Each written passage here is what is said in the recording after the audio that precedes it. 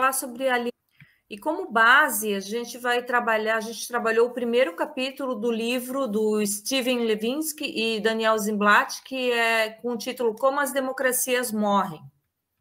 Então, nesse primeiro capítulo, ele começa relatando justamente a fábula para explicar, né, o processo das alianças fatídicas que são feitas dentro de alguns regimes governamentais, muitas vezes, relatando um pouco da história. O livro ele começa com a fábula de Esopo, que é a fábula O Javali, o Cavalo e o Caçador. Então, como é que se deu essa fábula, né? Surgiu uma série de disputa entre o cavalo e o javali. Então, o cavalo foi até o caçador e pediu ajuda para que os dois pudessem juntos se vingar do javali. Daí o caçador concordou, disse, tudo bem, né? Se deseja derrotar o javali, eu te ajudo, mas aí tem uma condição. Então, ele fala o seguinte, você deve permitir que eu ponha esta peça de ferro entre as suas mandíbulas, para que depois eu possa guiá-lo com essas rédeas, e que coloque esta sela nas suas costas para que eu possa me manter firme enquanto nós seguimos o inimigo. O cavalo aceita de pronta, né, as condições do caçador, e logo que ele selou, né, esse acordo, ele brindou, né, com festa, com muita felicidade. Bom, a partir daí, então, que se faz essa aliança entre o cavalo e o caçador, tem-se o contexto da história. Então, assim, com a ajuda do caçador, o cavalo venceu o seu inimigo, que era o javali. E então o cavalo disse para o caçador, né?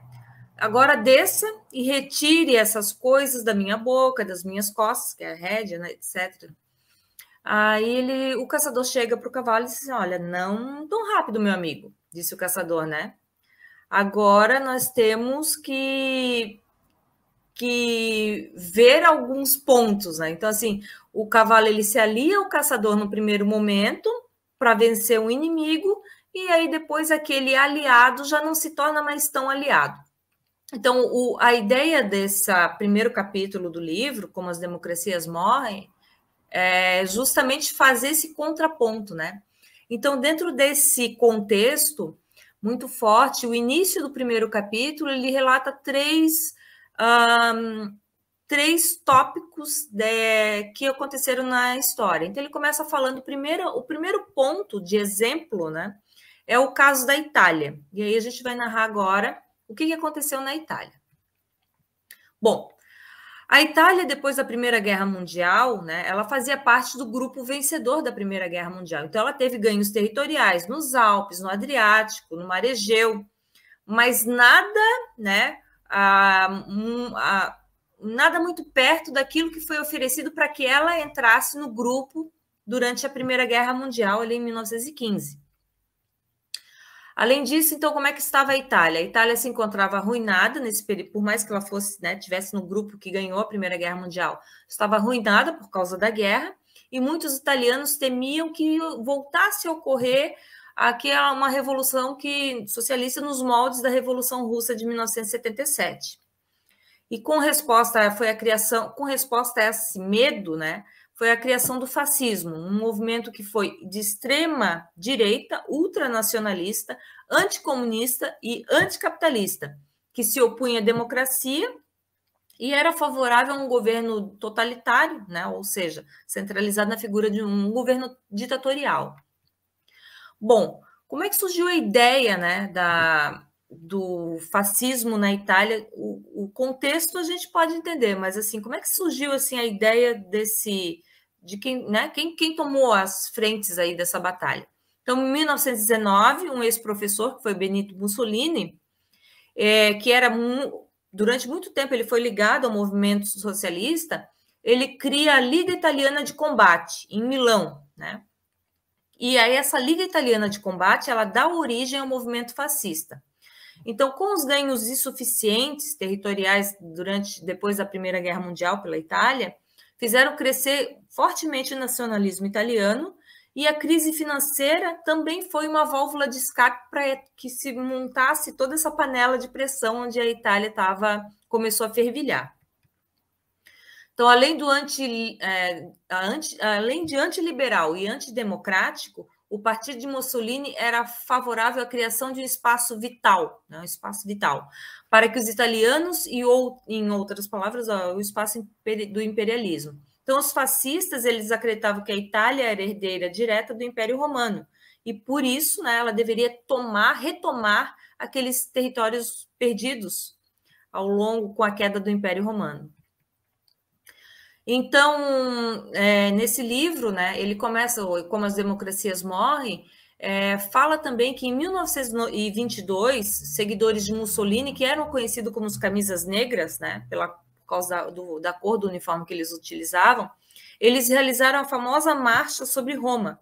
E aí, essa marcha sobre Roma, como Benito Mussolini e todos os camisas negras com ele, marcharam pelas ruas de Roma, indo ao encontro, né, do rei Vítor Emanuel III. A ideia, então, do rei também era fazer essa aliança com o jovem Mussolini, né, tornando ele, então, Mussolini, o primeiro-ministro da Itália.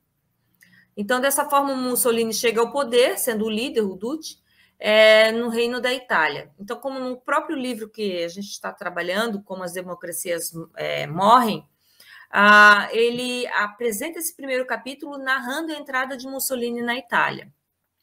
A Marcha sobre Roma, né, de 30 de outubro de 22. Então, aqui no livro ele coloca que às 10h55, né, do dia 30 de 22, o Benito Mussolini, ele chega a Roma a bordo de um vagão dormitório, né, vindo de Milão, e ele é convidado ao rei, né, como mostra aí a apresentação, para seguir aí a ideia de ser o primeiro-ministro da Itália para formar um novo gabinete. Então, aí a Roma fervilha, né, de rumores, de agitação com essa entrada dos fascistas, né, em Roma, e o Mussolini, ele estava consciente de todo um espetáculo que ele queria causar, né, fazendo toda essa propensão de ter poder, de força e de se considerar, né, se considerar o próprio líder ali na questão. E aí depois aí o livro fala, né, que o rei, ele cumprimenta, ele se vem nessa marcha, e o Mussolini fala para o rei, né, Senhor, perdoe-me porque estou vindo do campo de batalha. Bom, esse daí, então, a Marcha sobre Roma é o começo, né, da história de Mussolini aí rumo ao poder. Bem forte, bem enfaticamente, né, na realidade. Então, Mussolini, ele adentra Roma e confeccionou um espetáculo brilhante, né, dando refletindo o seu poder para todos os espectadores. Então, isso daí são algumas coisas assim, interessantes, né, todo esse espetáculo, né, que Mussolini causa para impactar a sua força e seu poder diante dos espectadores. O exército do Benito Mussolini, o exército fascista, era uma ameaça, né, as maquinações de Mussolini para tomar as rédeas do Estado, que estiveram aí com a Revolução. Então, Mussolini fez várias tratativas para conseguir chegar, né, a todo esse espetáculo, né. E é interessante, assim, porque como a gente está trabalhando com alianças fatídicas, né, foi essa aliança, essa entrada que o rei Vítor Manuel deu a Mussolini, que era um líder populista, para tentar se aliar a esse líder populista e se permanecer ali, o que se mostrou desastroso, né? É interessante também a gente ver que estadistas mais velhos do establishment, né, liberal, encararam Mussolini como um aliado útil, né? Mas aí, como na fábula de Esopo, né, do cavalo e a questão do caçador, a Itália também se viu dentro de rédeas e esporas, né? Bom, dentro desse contexto, a gente tem algumas outras analogias, por exemplo, existem outsiders políticos que seguiram basicamente o mesmo rumo, né, da trajetória de Mussolini. E aqui a gente vai tratar de dois exemplos que traz no livro, que é o Adolf Hitler e, por fim, o Hugo Chávez. Bom, o Hitler, então, ele chega à ascensão em 1933, né? E como é que ele se dá essa ascensão de Hitler? Então, Hitler era um soldado austríaco, né, que combateu ao lado do Império Alemão na Primeira Guerra Mundial e se tornou um líder do Partido Nazista. O Partido Nazista ele é criado nos moldes do fascismo italiano, né? Então o nazismo alemão ele tem essa propensão partidária, mas ele tem uma divisão ali da sociedade em raças, né? Então assim, a raça pura, a raça ariana, em detrimento de outras raças, por exemplo, os judeus. Então, tem um outro contexto assim que é bem interessante, que a Itália fazia parte dos aliados, que venceram a Primeira Guerra Mundial. Mas a Alemanha também fez parte da Primeira Guerra Mundial, mas não estava no grupo dos que ganharam, né? Então, a Alemanha ela estava muito mais tenebroso o contexto econômico e social da Alemanha com a pós-guerra. Então, todo esse contexto, né, por ela fazer parte do grupo derrotado, teve uma forte propensão à criação do Partido Nazista, né, como uma salvação na época, assim, tida por Hitler para a economia da Alemanha. Um outro contexto que é interessante de saber é que a Alemanha, depois da Primeira Guerra Mundial, ela foi forçada a assinar o Tratado de Versalhes, né? Então, na Primeira Guerra Mundial, o Império Alemão ele era conhecido como o Segundo Reich, que foi derrubado, e na Segunda Guerra Mundial, com o nazismo, se inicia o Terceiro Reich. Só que entre a Primeira Guerra e a Segunda Guerra se estabelece a República de Weimar, né? Que é uma república mais transitória ali entre os dois períodos das guerras.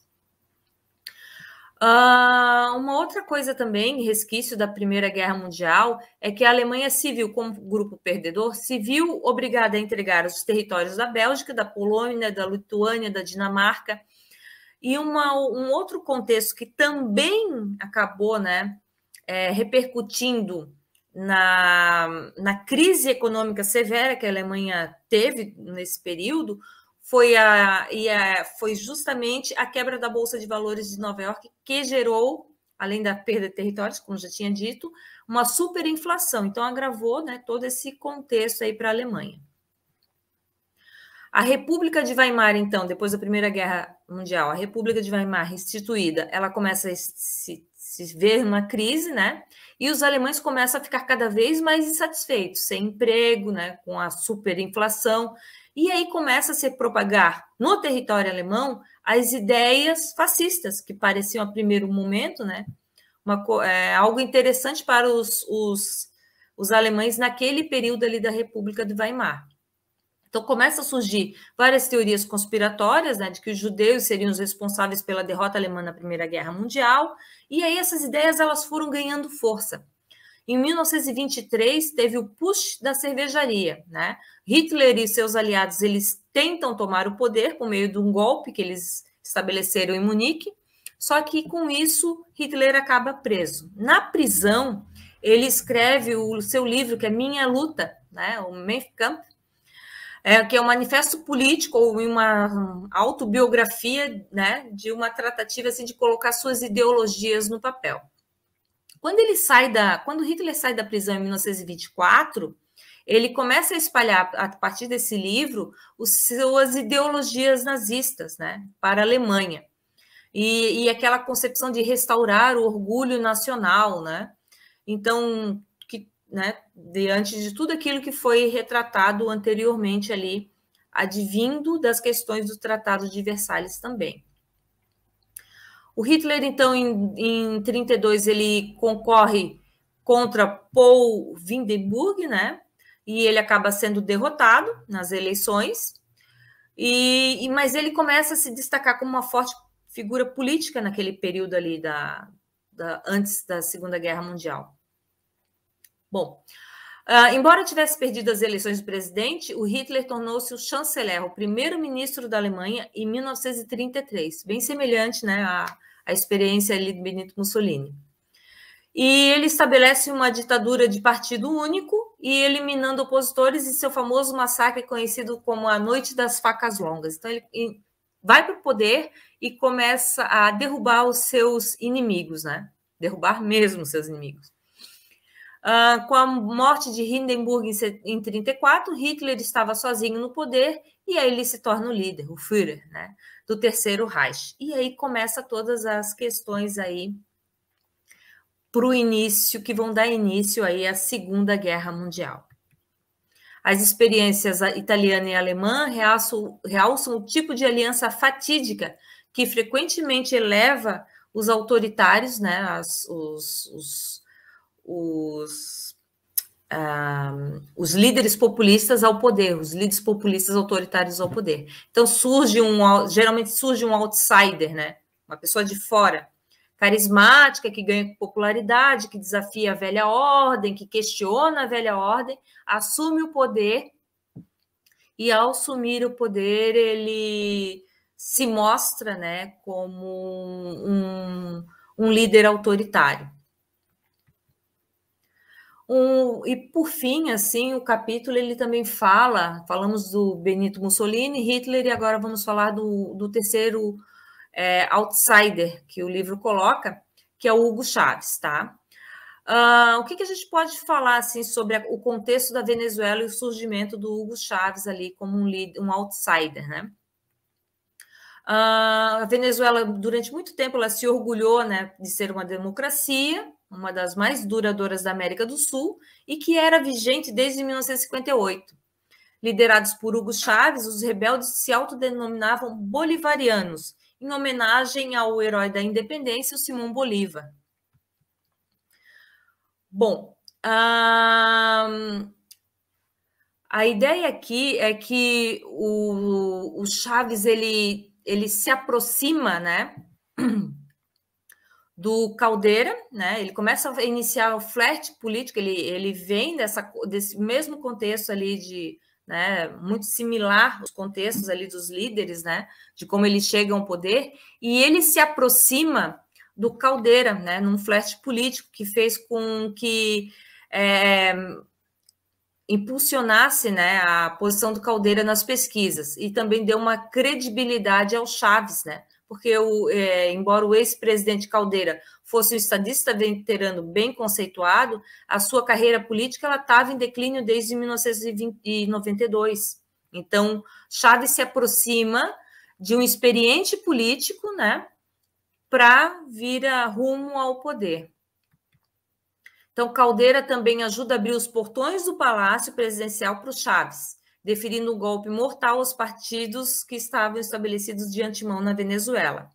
Então, em 1993, Chávez ainda tinha um problema maior, porque ele estava preso, né, durante todas essas tratativas de chegar ao poder, esperando julgamento por traição. Em 94, o presidente Caldeira retira todas as acusações contra o Hugo Chávez, né? E no ato final, Caldeira empodera Chávez, literalmente, né, para abrir os portões da prisão para ele.